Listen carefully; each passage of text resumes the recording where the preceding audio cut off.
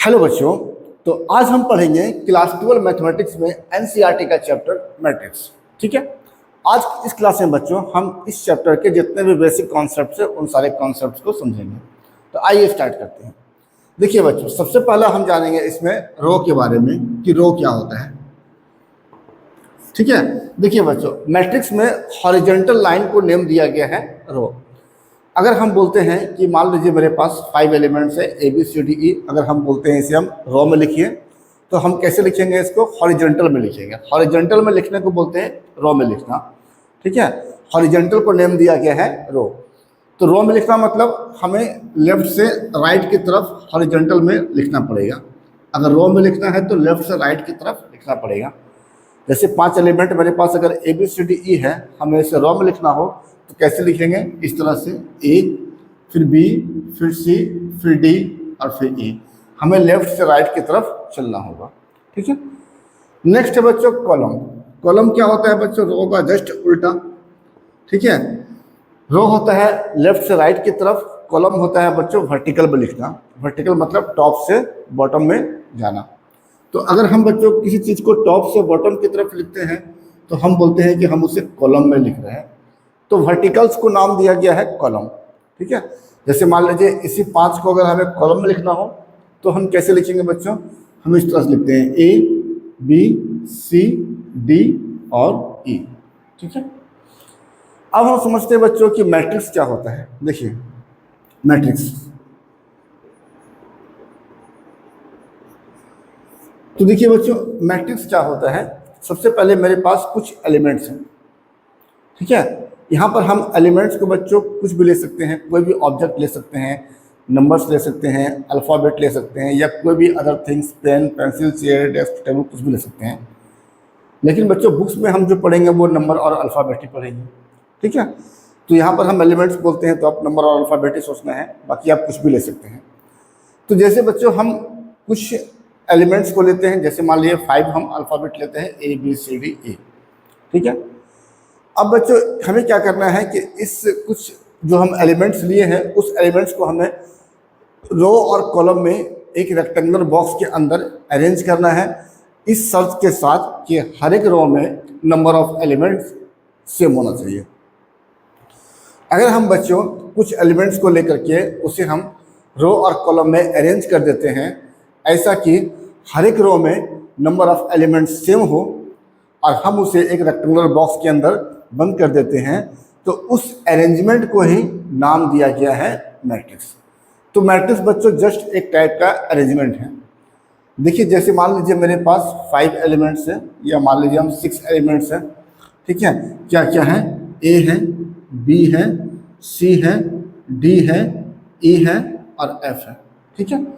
अगर बच्चों इस एलिमेंट्स का है ना हमें मैट्रिक्स को बनाना हो तो हम जो है जितने डिफरेंट टाइप से इस एलिमेंट्स को रो कॉलम में अरेंज करके एक रेक्टेंगुलर बॉक्स के अंदर बंद कर सकते हैं, उतने टाइप्स का मैट्रिसेस हम इससे बना सकते हैं।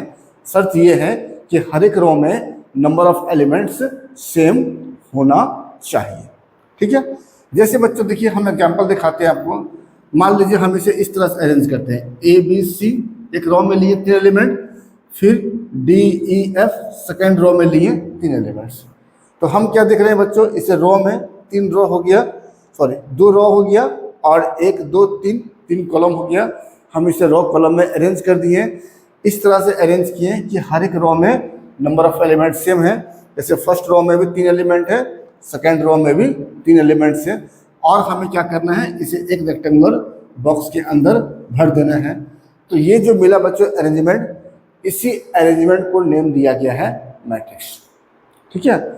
अब मैट्रिक्स को बच्चों हम इंग्लिश के अल्फ़ाबेट के कैपिटल लेटर से डिनोट करते हैं। जैसे हम इसे कैपिटल ए, कैपिटल बी कुछ ऐसा मान सकते हैं। जैसे हम इसे कैपिटल ए मान लिए। तो याद रखना है बच्चों मैट्रिक्स बनाने के लिए क्या करना पड़ेगा? हमें मैट्रिक्स को बनाने के लिए हमें कुछ एलिमेंट्स को लेना पड़ेगा। हमें उस एलिमेंट्स को रो कॉलम में अरेंज करना है। इस तरह से अरेंज करना है कि हर एक रो में नंबर ऑफ एलिमेंट्स सेम हो। आप इस तरह से नहीं कर सकते हैं बच्चों कि ए लिए, बी लिए, सी लिए, डी लिए, ई लिए, एफ लिए। ये भी देखिए अरेंजमेंट है, ये भी अरेंजमेंट रो और कॉलम में है, बट हम इसे मैट्रिक्स नहीं बोलेंगे। क्यों नहीं बोलेंगे? क्योंकि इसमें हर एक रो में नंबर ऑफ एलिमेंट्स सेम नहीं है। जैसे इस फर्स्ट रो में 4 एलिमेंट्स है, लेकिन सेकेंड रो में केवल 2 ही एलिमेंट्स है, तो हम इसे मैट्रिक्स नहीं बोलेंगे। हम मैट्रिक्स तभी बोलेंगे जबकि हर एक रो में नंबर ऑफ एलिमेंट्स क्या हो, सेम हो। ठीक है। अब देखिए बच्चों, हम और भी डिफरेंट टाइप का मैट्रिक्स बना सकते हैं इससे। जैसे मान लीजिए कि हम डिफरेंट तरह से अरेंज करके, जैसे मान लीजिए कि हम इसको अरेंज करते हैं ABCDEF, ठीक है, और इसे हम रेक्टेंगुलर बॉक्स के अंदर में फिल कर देते हैं। तो यहाँ पर भी देखिए बच्चों, हम क्या किए, इसको हम रो कॉलम में अरेंज किए और इस तरह से किए कि हर एक रो में नंबर ऑफ एलिमेंट्स सेम है। तो हम इस अरेंजमेंट को भी एक मैट्रिक्स बोल सकते हैं। हम इस मैट्रिक्स को मान लेते हैं मैट्रिक्स बी हुआ। ठीक है। तो इस तरह से बच्चों जितने भी डिफरेंट तरीके से हम जो है इस एलिमेंट्स को, ठीक है, अरेंज कर सकते हैं रो कॉलम में, सो डैट मेरे पास हर एक रो में नंबर ऑफ एलिमेंट्स सेम होना चाहिए। तो हर एक अरेंजमेंट मेरा एक मैट्रिक्स कहलाएगा। जैसे बच्चों देखिए और भी पॉसिबिलिटीज़ है। जैसे हम ABCDEF इस तरह से लिए, यहाँ पर केवल एक ही रो लिए, तो एक ही रो लेंगे तो कितने एलिमेंट्स उसमें चलेगा। तो ये भी एक अरेंजमेंट हुआ बच्चों। यहाँ पर एक रो लिए और 6 कॉलम लिए, ठीक है, एक रो लिए और 6 कॉलम लिए, तो ये भी बन जाएगा एक मैट्रिक्स। और भी पॉसिबिलिटी है बच्चों, देखिए जैसे कि हम यहाँ पर ABCDEF, यहाँ पर बच्चों हम 6 रो लिए और 1 कॉलम लिए, तो हर एक रो में देखिए नंबर ऑफ एलिमेंट्स सेम है, तो ये भी एक बन गया बच्चों मैट्रिक्स। तो इस तरह से बच्चों हम गिवन एलिमेंट्स को जितने डिफरेंट टाइप से रो कॉलम में अरेंज कर सकते हैं एक रेक्टेंगुलर बॉक्स के अंदर। शर्त ये है कि हर एक रो में नंबर ऑफ एलिमेंट्स सेम होना चाहिए, तो हर एक अरेंजमेंट मेरा एक मैट्रिक्स कहलाएगा। ठीक है। अब सवाल है बच्चों कि हम इस मैट्रिक्स को डिफाइन कैसे करेंगे इन जनरल टर्म्स में। ठीक है। अगर हमें बच्चों जनरल टर्म्स में मैट्रिक्स को डिफाइन करना हो, ये तो एक पार्टिकुलर टर्म्स में हम ले लिए बच्चों 6 एलिमेंट्स, ठीक है, लेकिन अगर हम जनरल टर्म्स में डिफाइन करना हो तो हमें 6 एलिमेंट तो ले लेना पड़ेगा। हम कुछ एलिमेंट्स को लेते हैं। अब देखिए बच्चों, हम मैट्रिक्स को डिफाइन करने के पहले हम एक चीज़ समझते हैं कि इस मैट्रिक्स का ऑर्डर क्या होता है, उसके बाद हम इस मैट्रिक्स को डिफाइन करेंगे। तो देखिए बच्चों, ये जो मैट्रिक्स हम तैयार किए हैं, इसमें रो कितना है, 2, और कॉलम कितना है, 1 2 3, ठीक है। तो हम यहाँ पर क्या करते हैं, इस मैट्रिक्स के लिए रो 2 है तो हम यहाँ पर 2 लिखते हैं, और कॉलम 3 है तो हम यहाँ पर 3 लिखते हैं, और इन दोनों को सेपरेट करने के लिए एक क्रॉस का साइन देते हैं। ठीक है। इस क्रॉस साइन को बच्चों यहाँ पर बाय पढ़ा जाता है, तो ये क्या होगा 2/3, और इस पूरे चीज को बोलते हैं बच्चों इस मैट्रिक्स का ऑर्डर, इस मैट्रिक्स का ऑर्डर। ठीक है। तो हम क्या बोलेंगे बच्चों, ये 2/3 ऑर्डर का मैट्रिक्स है। इसमें बच्चों ये पहला वाला जो है वो रो बताता है, और दूसरा वाला जो है वो कितना कॉलम है इस मैट्रिक्स में ये बताता है, और दोनों को अगर मल्टीप्लाई कर लिया जाए तो 2 3 6, ये टोटल नंबर ऑफ एलिमेंट्स को दर्शाता है। ठीक है। तो यहाँ पर देखा जाए बच्चों तो रो कितना हो गया 3, अब कॉलम कितना हो गया 2, तो इसका ऑर्डर कितना हो जाएगा 3/2। इसको मल्टीप्लाई करेंगे तो टोटल एलिमेंट्स आ जाएगा आपको। ठीक है। इसी तरह बच्चों अगर यहाँ पर देखा जाए तो रो है 1, कॉलम है 6, तो ये 1/6 ऑर्डर का मैट्रिक्स हुआ, और यहाँ पर देखा जाए तो 6 रो है 1 कॉलम है, तो ये 6/1 ऑर्डर का मैट्रिक्स हुआ। ठीक है। तो अब हमें अगर इन जनरल टर्म्स में मैट्रिक्स को डिफाइन करना हो तो हम जनरल टर्म्स में मैट्रिक्स को किस तरह डिफाइन करेंगे बच्चों, तो पहले मेरे पास कुछ एलिमेंट्स होना चाहिए। तो कुछ एलिमेंट्स को कितना लेते हैं बच्चों, हम मान लेते हैं कि मेरे पास mn एलिमेंट्स हैं।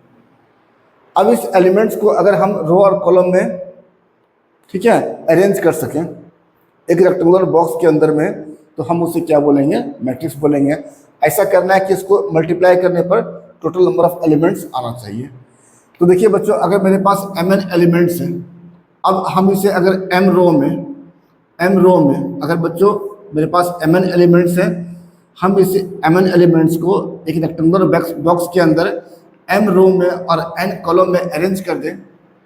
ठीक है। रो कितना बना दें m, और कॉलम कितना बना दें n, सो डैट इसको मल्टीप्लाई करने पर कितना आएगा, mn ही आ जाएगा टोटल नंबर ऑफ एलिमेंट्स। तो ये जो बच्चों हमें मिलेगा अरेंजमेंट, हम इसी अरेंजमेंट को नाम दिया गया है मैट्रिक्स। अब यहाँ पर ये तो हम जनरल टर्म्स में लिए, तो m को कुछ भी रखेंगे, m का वैल्यू 2 हो, n3 हो, या m का वैल्यू 3 हो, n2 हो, या m का वैल्यू 1 हो, n6 हो, कुछ भी हो सकता है। तो अगर हमें बच्चों मैट्रिक्स को इन जनरल डिफाइन करना हो तो किस तरह बोलेंगे कि arrangement of mn elements in m rows and n columns in rectangular box, या एरे बोलते हैं, को नाम क्या दिया गया है, मैट्रिक्स। ठीक है, तो देखिए बच्चों अब हम मैट्रिक्स को डिफाइन करते हैं। देखिए बच्चों मैट्रिक्स को डिफाइन किस तरह से करेंगे, तो मैट्रिक्स को डिफाइन करना हो तो क्या बोलेंगे, arrangement of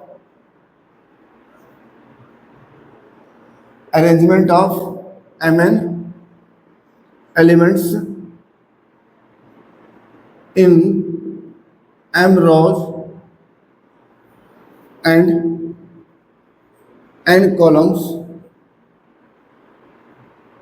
in a rectangular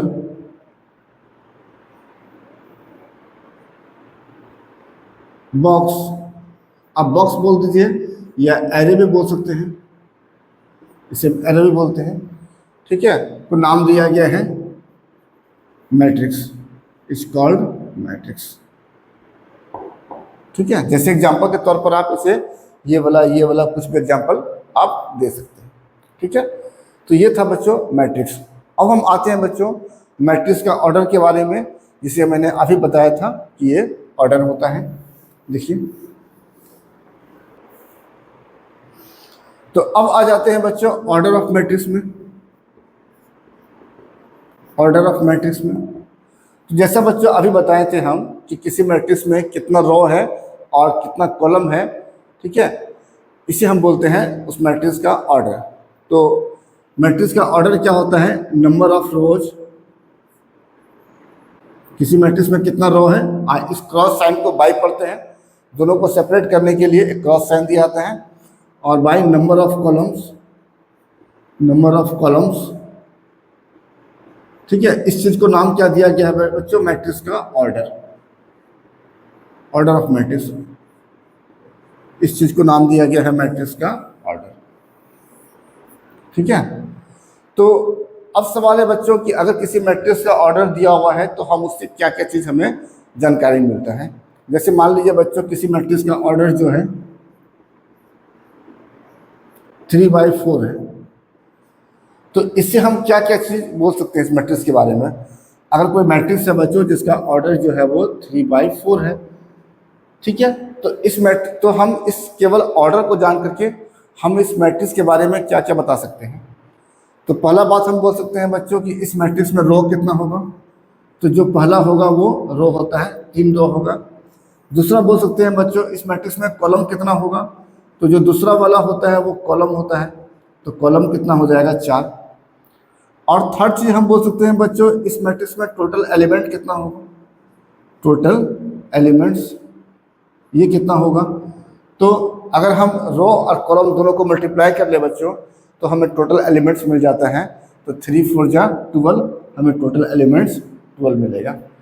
तो केवल ऑर्डर हम जान करके मैट्रिक्स के बारे में हम 3 इंफॉर्मेशन दे सकते हैं कि उस मैट्रिक्स में कितना रो है, कितना कॉलम है और टोटल कितना एलिमेंट्स है।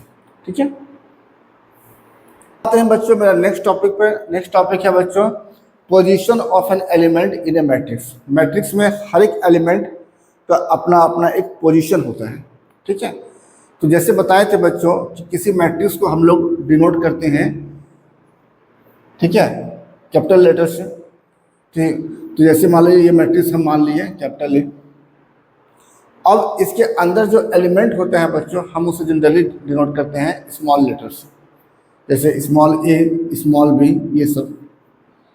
अब बच्चों हर एक एलिमेंट का अपना अपना एक पोजीशन होता है। तो एलिमेंट को डिनोट करने के लिए बच्चों हम स्मॉल लेटर का यूज करते हैं, और इसका जो पोजीशन होता है उस पोजीशन को बताने के लिए हम यहाँ पर आई और जे का यूज करते हैं। ठीक है, जहाँ पर बच्चों ये आई जो है ये बताता है कि ये जो एलिमेंट है वो किस रो में है, ये रो को बताएगा, और जे जो बताएगा वो किस कॉलम में है। ठीक है, इस तरह से हमें जो है आई जे बताता है इस एलिमेंट का पोजीशन, कि मैट्रिक्स में ये एलिमेंट किस पोजीशन पर है। जैसे बच्चों एग्जाम्पल के तौर पर मान लीजिए कि हम अगर 2/3 ऑर्डर का एक मैट्रिक्स लेते हैं। अगर हम बच्चों 2/3 ऑर्डर का एक मैट्रिक्स लेते हैं तो इसका मतलब इसमें 2 रो होगा और 3 कॉलम होगा। टोटल एलिमेंट्स कितना हो जाएंगे? 6। तो बच्चों यहाँ पर जो एलिमेंट्स आएगा उसे अगर हम ए से डिनोट करते हैं और अगर हमें इसका पोजीशन बताना हो तो इसका पोजीशन क्या होगा? तो ये बच्चों फर्स्ट रो में है और ये फर्स्ट कॉलम में है, तो हम इसे लिखते हैं ए और यहाँ पर लगाते हैं पहले रो 1, फिर लिखते हैं कॉलम 1। ऐसे रीड करेंगे बच्चों A11, ठीक है। इसे हम A11 बोलते हैं, A11 नहीं बोला जाता है। ए बोलते हैं 1, पहले रो के लिए 1 और फिर कॉलम के लिए फिर 1, तो A11, ठीक है। इसी तरह से बच्चों अगर यहाँ पर जो एलिमेंट आएगा उसे भी हम डिनोट करते हैं ए से। रो मान लीजिए पहला है तो ये रो कौन सा है? फर्स्ट रो है तो 1 होगा। फिर कॉलम तो सेकंड हो गया, तो यहाँ पर क्या लिखेंगे? 2। कैसे इसको पढ़ेंगे? A12। फिर देखिए बच्चों ये थर्ड कॉलम हो गया, तो यहाँ पर जो एलिमेंट्स होगा ए और ये फर्स्ट रो में है, थर्ड कॉलम में है, तो क्या हो जाएगा पोजीशन इसका? 1 3। इसी तरह से बच्चों यहाँ पर जो एलिमेंट्स आएगा अगर उसे भी हम ए से डिनोट करें तो इसका पोजीशन क्या हो गया बच्चों? ये सेकंड रो में है, फर्स्ट कॉलम में है, तो 2 1। इसी तरह से ये हो जाएगा 2 2 और ये हो जाएगा 2 3। इसका मतलब क्या हुआ कि मैट्रिक्स में अगर हम किसी एलिमेंट्स को डिनोट करते हैं ए से तो उसका पोजीशन को बताने के लिए हम लोग लगाते हैं उसमें आई और जे। जहाँ पर आई बताता है वो किस रो में है और जे बताता है किस कॉलम में है, ठीक है। तो position of an element, position of an element A is denoted by Aij, है ना। किसी एलिमेंट के पोजीशन को बताने के लिए हम लोग ए के साथ आई जे को भी लगा दिया जाता है, जहाँ पर वेयर आई क्या बताता है? वो किस रो में है, नंबर ऑफ रो बताता है। एंड जे क्या बताता है? वो किस कॉलम में है, नंबर ऑफ कॉलम्स, ठीक है। तो इस तरह से बच्चों हम मैट्रिक्स में किसी भी एलिमेंट्स के पोजीशन को बताते हैं। हर एक एलिमेंट का अपना एक पोजीशन होता है। जैसे एग्जांपल के तौर पर बच्चों अगर हम आपको ये एग्जांपल दे दें कि ए है 0 2 5 7 9 1 13 8 4 और अगर हम पूछें आपसे कि A23 बताइए तो इसका मतलब क्या हुआ कि ए मतलब हो गया एलिमेंट के बारे में हम पूछ रहे हैं। अब कौन सा एलिमेंट जो इस पोजीशन पर है, कौन सा पोजीशन? जो सेकेंड रो में है और थर्ड कॉलम में है। तो सेकेंड रो में मतलब यहाँ पर आएंगे और थर्ड कॉलम में तो ये first column, second column, third column, तो ये वाला एलिमेंट बच्चों सेकेंड रो में है और थर्ड कॉलम में है, तो हमें क्या मिल जाएगा? 1। तो इस तरह से हम किसी एलिमेंट को उसके पोजीशन से पता कर सकते हैं, ठीक है। तो ये था बच्चों मैट्रिक्स में किसी भी एलिमेंट्स का पोजीशन, ठीक है।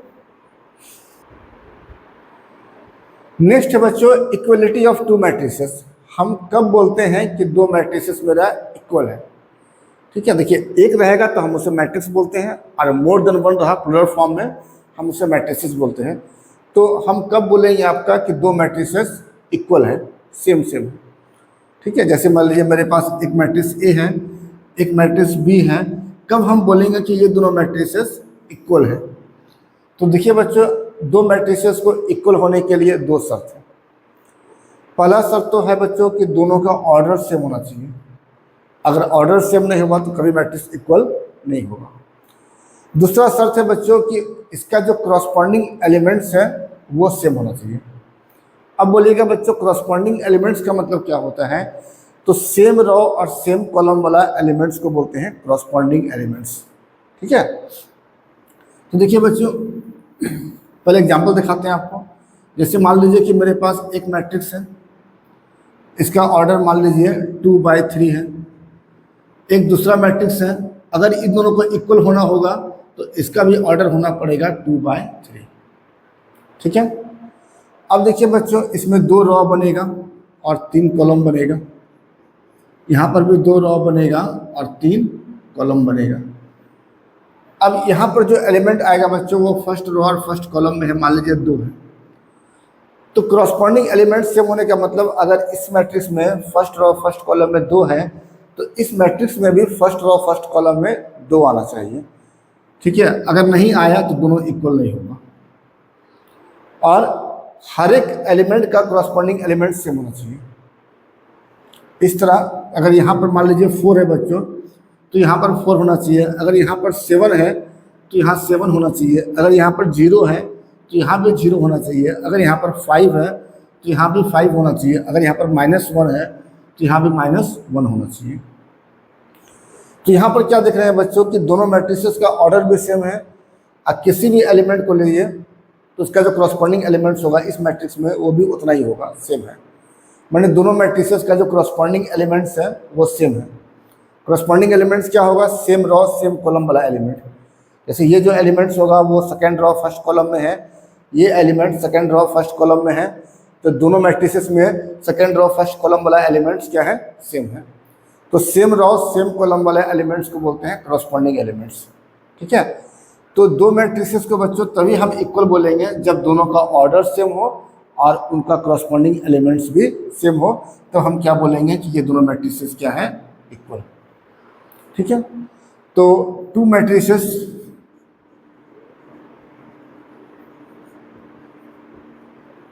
A and B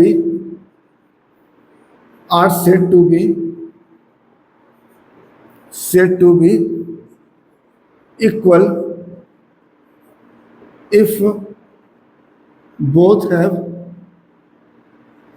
number 1 same, दो शर्त है, सेम ऑर्डर, दोनों का ऑर्डर सेम होना चाहिए, एंड दूसरा नंबर सेम क्रॉसपॉन्डिंग एलिमेंट्स,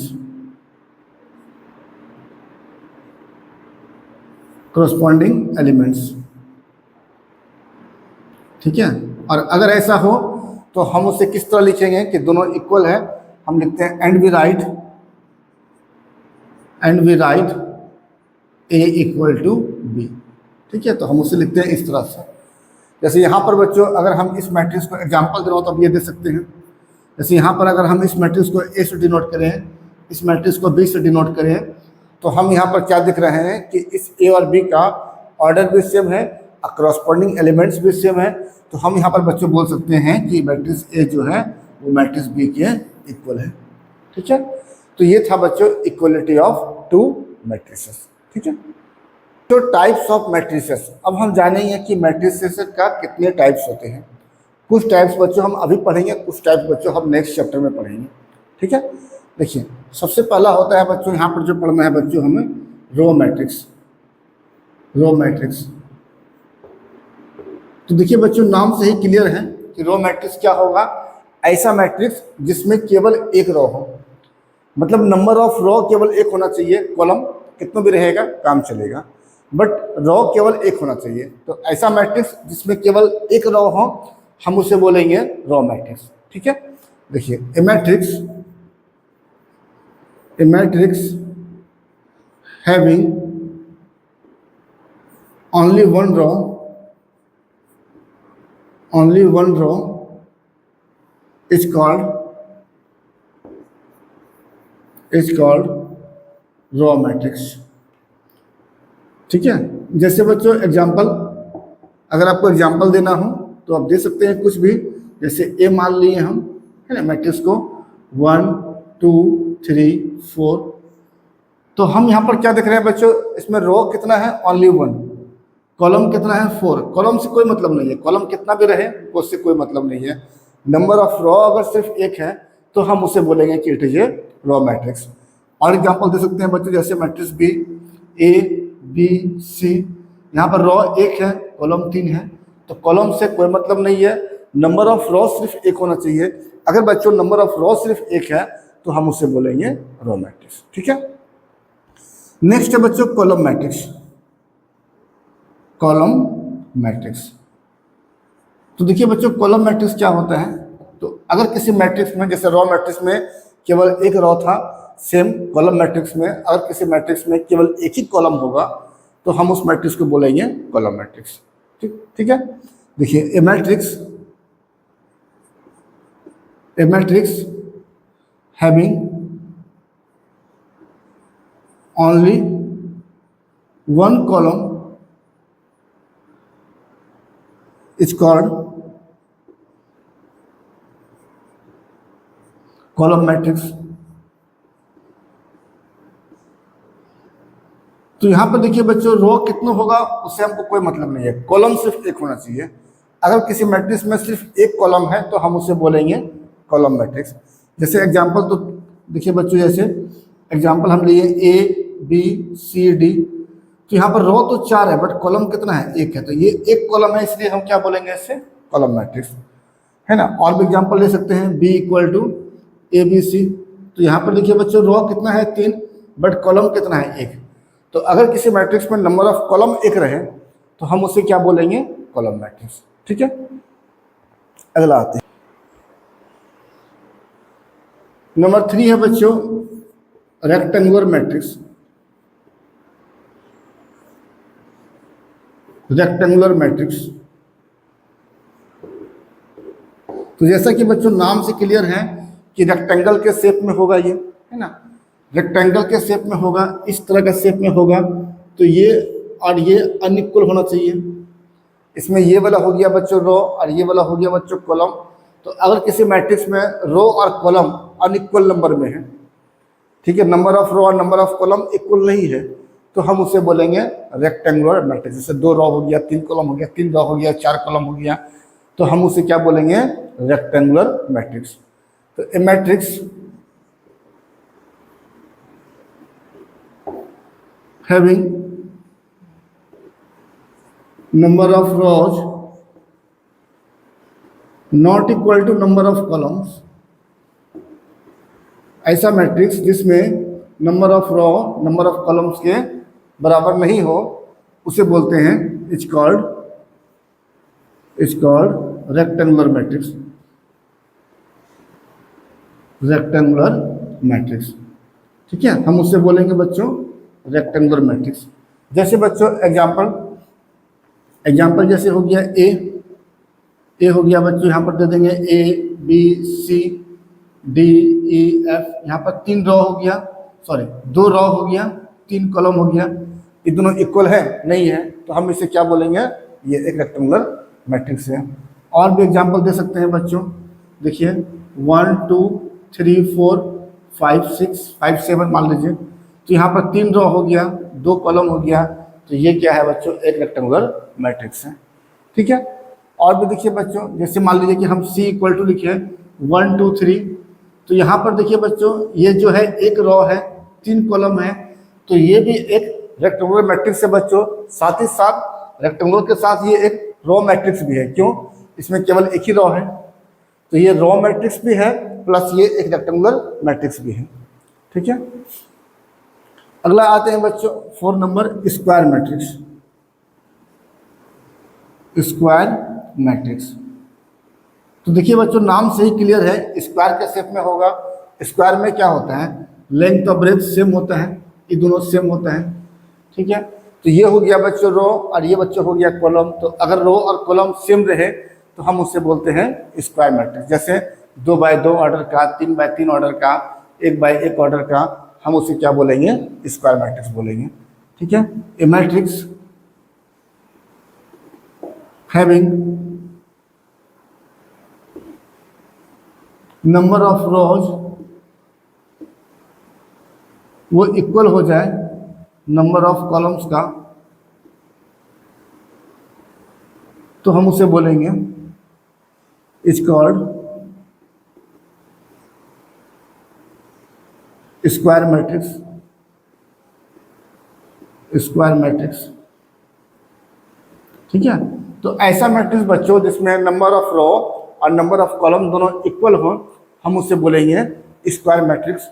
ठीक है, जैसे बच्चों एग्जांपल देना हो तो 1 2 3 4, यहाँ देखिए बच्चों 2 रो है, 2 कॉलम है, ये दोनों सेम होना चाहिए। ठीक है, और भी हम दे सकते हैं 3 ऑर्डर में अगर लेंगे तो क्या होगा, 1 2 3 4 5 6 7 8 9, ये हम दिए बच्चों। इसमें क्या है, 3 रो है, 3 कॉलम है, तो ये हो गया आपको। तो इसे हम बोलते हैं कि ये 2 ऑर्डर का एक स्क्वायर मैट्रिक्स है और ये 3 ऑर्डर का एक स्क्वायर मैट्रिक्स है। 3 ऑर्डर बोलने का मतलब उसमें 3 रो 3 कॉलम होगा, 2 ऑर्डर बोलने का मतलब उसमें 2 रो 2 कॉलम होगा। इसी तरह से 4 ऑर्डर 5 ऑर्डर का भी आप बना सकते हैं। ठीक है, तो स्क्वायर मैट्रिक्स क्या होगा बच्चों, जिसमें रो कॉलम इक्वल होगा। रेक्टेंगुलर में क्या होगा, जिसमें रो कॉलम इक्वल नहीं होगा। ठीक है, नेक्स्ट बच्चों डायगोनल मैट्रिक्स।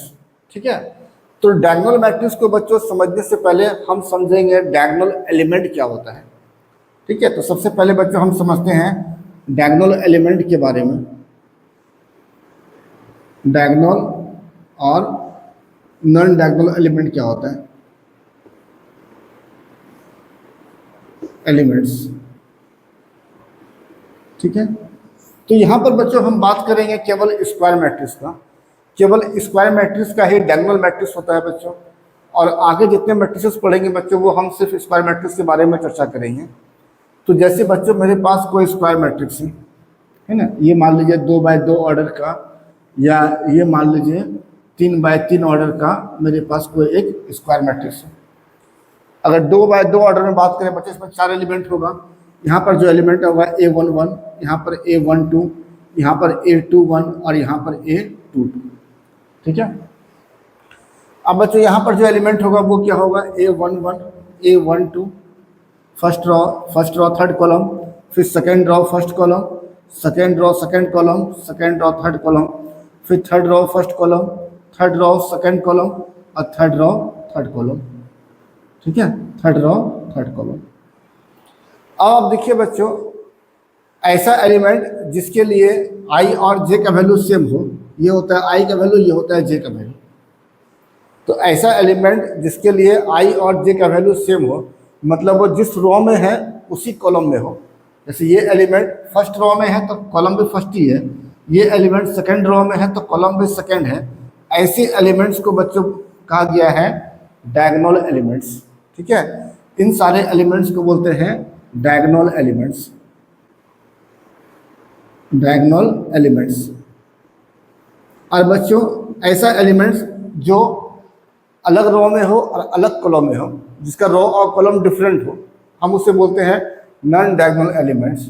जैसे ये एलिमेंट्स रो तो फर्स्ट है बट कॉलम सेकंड है, तो इसको बोलते हैं नॉन डायगोनल एलिमेंट।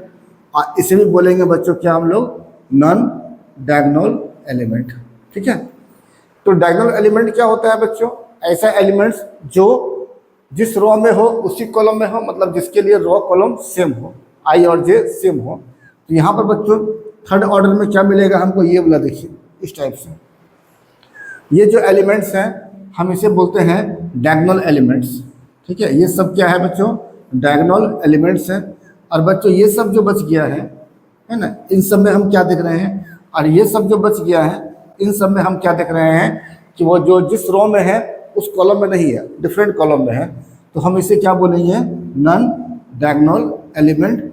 हम इसे क्या बोलेंगे, नॉन डायगोनल एलिमेंट्स। ठीक है, तो बच्चों हम किसी एलिमेंट्स को डायगोनल एलिमेंट कब बोलते हैं, कोई एलिमेंट रहेगा AIJ, हम कब बोलेंगे कि ये एलिमेंट्स एक डायगोनल एलिमेंट है कि नॉन डायगोनल एलिमेंट है। तो अगर हम इसका देखेंगे I और J, तो if I equal to J then diagonal element, और if I not equal to J तो ये क्या हो जाएगा, नॉन डायगोनल एलिमेंट्स। ठीक है, तो अब हम जब डायगोनल एलिमेंट समझ गए और नॉन डायगोनल एलिमेंट समझ गए, तो अब हम आते हैं डायगोनल मैट्रिक्स के बारे में। तो डायगोनल मैट्रिक्स क्या होता है बच्चों, एक स्क्वायर मैट्रिक्स होता है। ठीक है, इसके लिए पहले हमें एक स्क्वायर मैट्रिक्स होना चाहिए। एक स्क्वायर मैट्रिक्स जिसका जितना भी नॉन डायगोनल एलिमेंट्स है वो सारा जीरो हो। बोले डायगोनल एलिमेंट कुछ भी हो चलेगा, बस शर्त है केवल नॉन डायगोनल एलिमेंट पर। अगर उसका नॉन डायगोनल एलिमेंट सारा जीरो है तो हम उस मैट्रिक्स को बोलते हैं डायगोनल मैट्रिक्स। इसे हम D से डिनोट करते हैं, कैपिटल D से। ठीक है, तो ए स्क्वायर मैट्रिक्स जिसे हम डिनोट करते हैं capital D is called diagonal matrix. हालांकि आप डी के मतलब कुछ भी मान सकते हैं, लेकिन जनरली हम इसे डी से डिनोट करते हैं। Is called diagonal matrix if is, ठीक है, if it's all non diagonal elements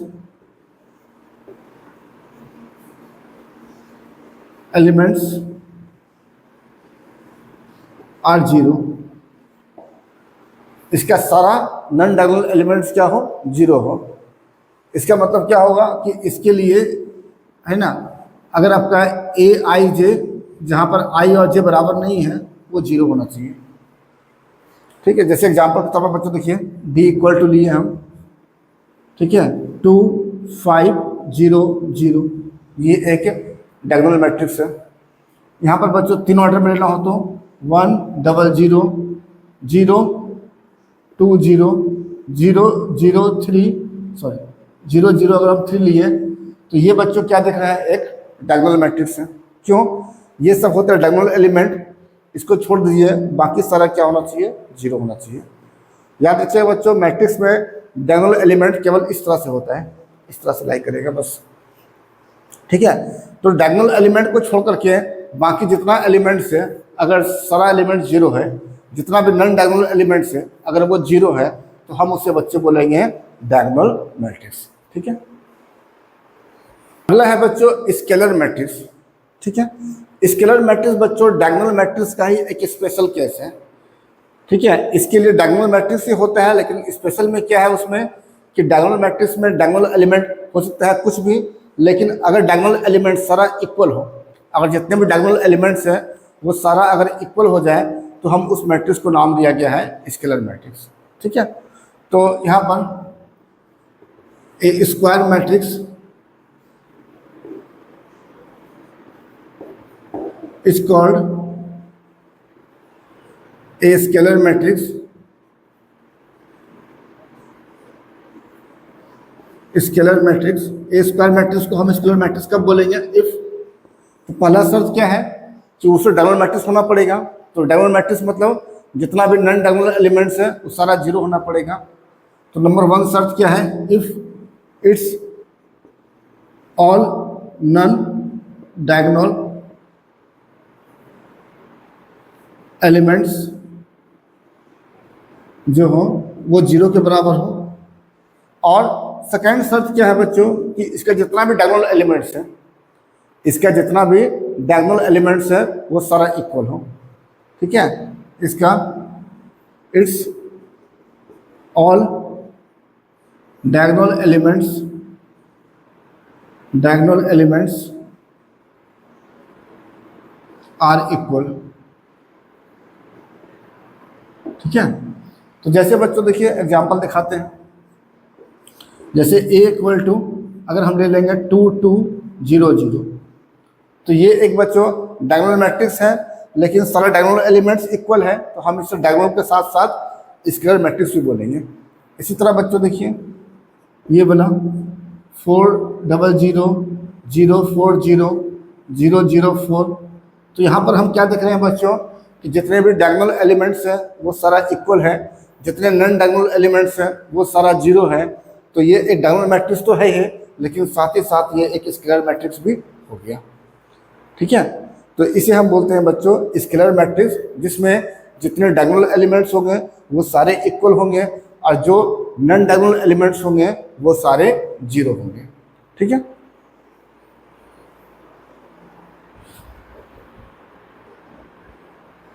next है बच्चों यूनिट और आइडेंटिटी मैट्रिक्स। ये काफ़ी इंपॉर्टेंट मैट्रिक्स है बच्चों आपके सिलेबस के हिसाब से। ठीक है, तो सबसे ज़्यादा पढ़ना है बच्चों हम इसी मैट्रिक्स के बारे में, यूनिट और आइडेंटिटी मैट्रिक्स, और एक पढ़ना हमें है जीरो मैट्रिक्स के बारे में। ये दो मैट्रिक्स काफ़ी इंपॉर्टेंट होते हैं। तो यूनिट और आइडेंटिटी मैट्रिक्स क्या होता है बच्चों, तो ये एक स्केलर मैट्रिक्स का ही एक स्पेशल केस है। इसमें क्या होता है बच्चों कि जितने भी डायगोनल एलिमेंट्स हैं वो सारा 1 के इक्वल होगा, और जितने भी नॉन डायगोनल एलिमेंट्स हैं वो सारा जीरो होगा। तो यहाँ पर केवल बच्चों दो ही पॉसिबिलिटी है, या तो ये वाला अगर 2 ऑर्डर में पूछेगा तो केवल एक ही मैट्रिक्स पॉसिबल है।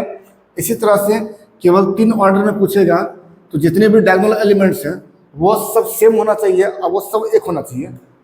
ऑल डायगोनल एलिमेंट्स एक होना चाहिए और ऑल नॉन डायगोनल एलिमेंट्स 0 होना चाहिए। जितना नॉन डायगोनल एलिमेंट्स है वो 0 होना चाहिए। तो 2 ऑर्डर मिल लेंगे तो केवल एक ही मिलेगा, 3 ऑर्डर मिल लेंगे तो केवल एक ही मिलेगा। और आपके सिलेबस में 3 ऑर्डर तक ही पढ़ना है तो मतलब केवल इन दोनों को पढ़ना है।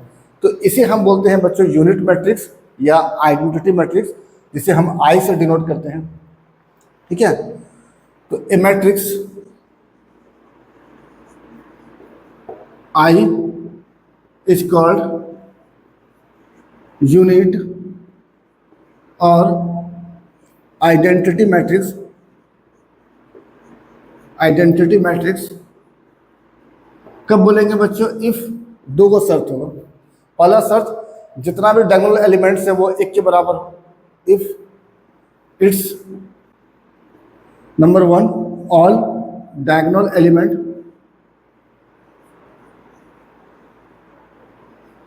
या ईच डायगोनल एलिमेंट 1 के बराबर हो एंड नंबर 2, ठीक है, ऑल नॉन डायगोनल एलिमेंट्स वो 0 के बराबर हो। तो डायगोनल एलिमेंट बच्चों 1 के बराबर हो जाए और नॉन डायगोनल एलिमेंट 0 के बराबर हो जाए तो हम उस मैट्रिक्स को बोलते हैं यूनिट या आइडेंटिटी मैट्रिक्स। तो ये केवल 2 ही होता है बच्चों, बस। एक को हम लोग आई बोलते हैं या I2 बोलते हैं। I2 क्लियर हो गया 2 ऑर्डर में, और दूसरे को हम लोग I या I3 से डिनोट करते हैं। I3 क्लियर हो गया बच्चों 3 ऑर्डर वाला। ठीक है, तो ये हो गया 2 ऑर्डर वाला आपका आइडेंटिटी मैट्रिक्स। ये क्या होता है? 1 0 0 1, और I3 में लेते हैं 3 ऑर्डर का, क्या होगा? 1 0 0 0 1 0 0 0 1। ठीक है, तो ये होता है बच्चों यूनिट या आइडेंटिटी मैट्रिक्स, जो काफ़ी इंपॉर्टेंट है आपके सिलेबस के हिसाब से। ठीक है, सबसे ज़्यादा इसी मैट्रिक्स का काम पड़ता है। ठीक है,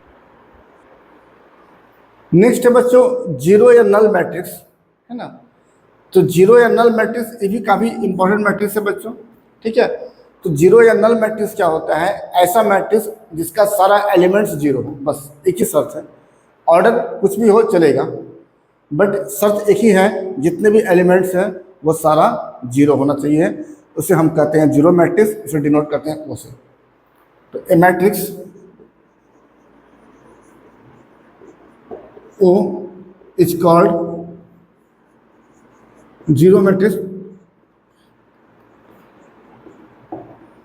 कब? If it's all elements equal to हो 0 के बराबर। ठीक है, जैसे बच्चों एग्जाम्पल के तौर पर देखिए, जीरो मैट्रिक्स जो है वो ऐसा हो सकता है, सारा एलिमेंट 0 हो, ऑर्डर कुछ भी हो। जीरो मैट्रिक्स ऐसा हो सकता है, ऑल एलिमेंट 0, ऑर्डर कुछ भी हो, सारा एलिमेंट 0 हो। जीरो मैट्रिक्स ऐसा हो सकता है, जीरो मैट्रिक्स ऐसा हो सकता है। तो बच्चों शर्त एक ही है कि जितना भी एलिमेंट्स है वो सारा 0 होना चाहिए। ऑर्डर कुछ भी हो उससे आपको कोई मतलब नहीं है, बट एक ही शर्त है, सारा एलिमेंट्स 0 होना चाहिए। तो ये था बच्चों एक्सरसाइज 1.1 के लिए जितने भी बेसिक कॉन्सेप्ट्स हैं, उन सारे कॉन्सेप्ट्स को मैंने आज इस वीडियो में दिए हैं। नेक्स्ट वीडियो में बच्चों हम इस मैट्रिक्स चैप्टर के एक्सरसाइज 1.1 पे जितने भी क्वेश्चन हैं उसे हम सॉल्व करेंगे। ठीक है, तो आज के लिए बस इतना ही। धन्यवाद।